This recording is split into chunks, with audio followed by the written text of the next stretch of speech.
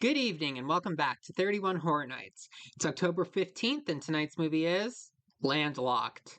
This is one of those super obscure movies. I don't even know how I found this. I probably found this on a list of best recent found footage movies or underrated and obscure found footage movies because I already ran out of all the ones that go on the best list a while ago.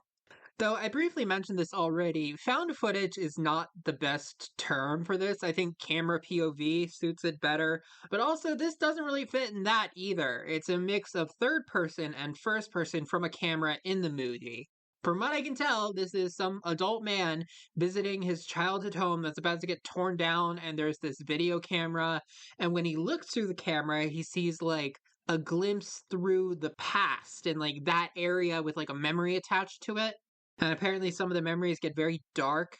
And this camera looks like a really high quality camera, but when you actually see the footage from the camera, it looks like crappy 90s camcorder.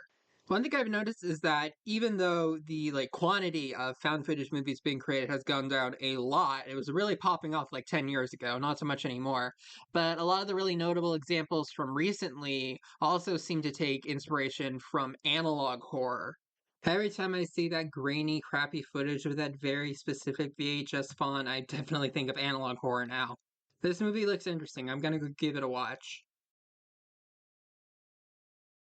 I am going to give Landlocked a 6 out of 10. It's not bad, it's just really simple. I have no idea why this movie is called Landlocked. I can't even hazard a guess. Landlocked is generally used to refer to a country that does not have a coastline, and that has nothing to do with what's happening in this movie. I also don't think there's really any point in dividing this movie up into spoilers and non spoilers because with this, what you see is what you get.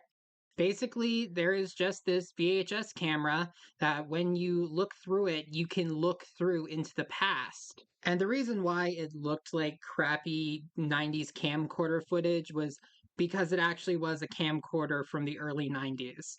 I don't know when this movie is supposed to take place, but it must be earlier than its release date of 2022 because it definitely seems like the main character is younger than how old he would be if that was the year this was taking place.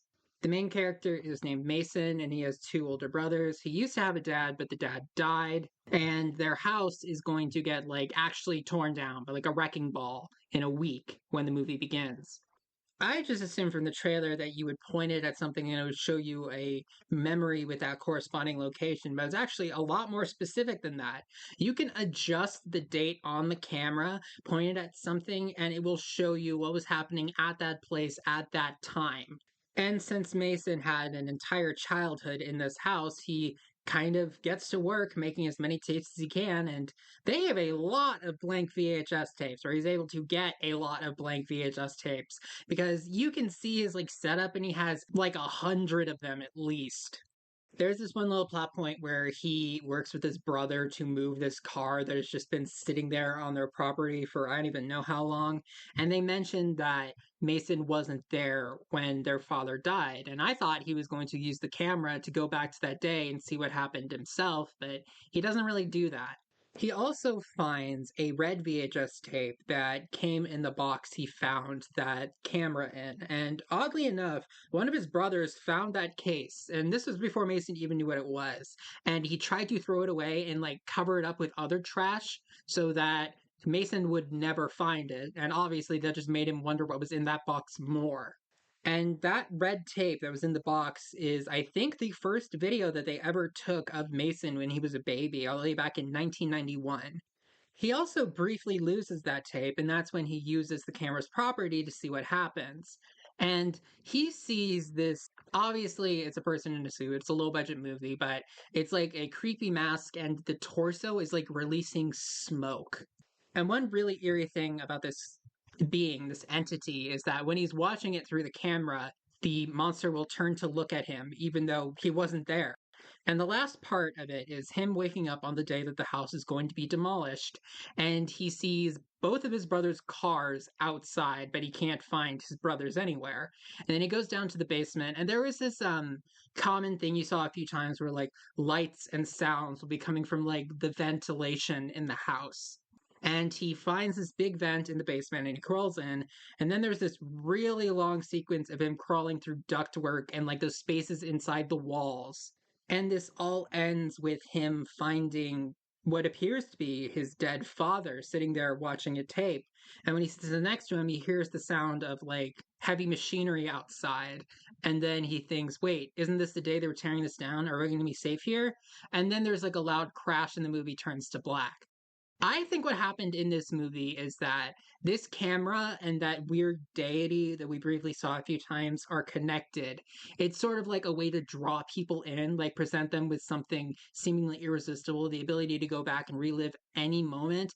And it uses that to sort of draw them in and like consume them. Maybe literally, if not just metaphorically.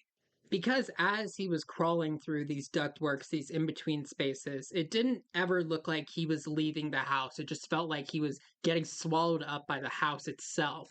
Or maybe the camera and the house and that creature are like different forms of a tulpa that the family had created over the years. A sort of thought form that they had conjured up in their desire to not leave the past behind. I don't know if the other two brothers were actually in the house when it got demolished because one of them tried to get rid of the camera.